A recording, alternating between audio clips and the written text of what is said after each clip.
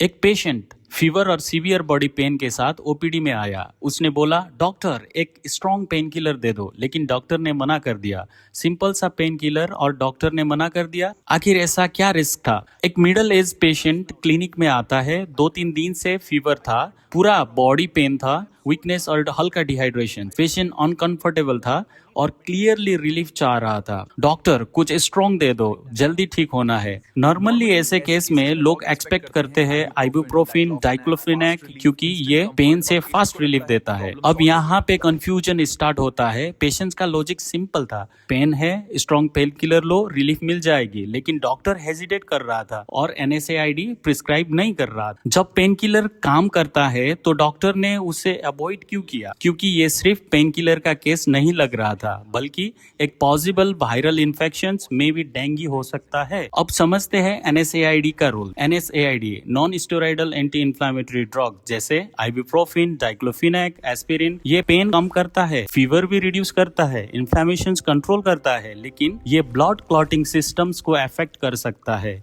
और stomach lining को irritate करता है। अब अगर पेशेंट्स को डेंगू या सिमिलर वायरल इन्फेक्शंस हो, पेशेंट्स काउंट ऑलरेडी लो हो सकता है, ब्लीडिंग का रिस्क ऑलरेडी हाई हो सकता है। इस सिचुएशंस में NSAID रिस्क और बढ़ा देता है, इसलिए सेफर चॉइस होता है पैरासीटामोल। अब सोचिए, अगर NSAID दे दिया जाता और पेशेंट्स को डेंगू होता, जो प्लेटलेट्स ड्रॉप पहले ही हो रहा है, तो ब्लीडिंग रिस्क इंक्रीज हो सकता था। पॉसिबल कॉम्प्लिकेशन जैसे कि gum bleeding, skin spots, stomach irritations, internal bleeding भी हो सकता है। सबसे डेंजरस पार्ट क्या है कि पेशेंट्स को लगता है मैं ठीक हो रहा हूँ, पर अंदर से कंडीशंस वर्सन्स हो रहा होता। तो इस केस से क्या सीखने को मिलता? हर पेन किलर हर पेशेंट्स के लिए सेफ नहीं होती। NSAID पावरफुल है, बट सिचुएशंस डिपेंडेंट है। डॉक्टर जब मना कर रहा है तो वो पेन इग्नोर नहीं कर रहा होता, वो फ्यूचर कॉम्प्लिकेशंस को प्रिवेंट कर रहा है। पेन किलर गलत नहीं होते, लेकिन गलत सिचुएशंस में दिया गया पेन किलर डेंजरियस हो सकता है। अगर आपको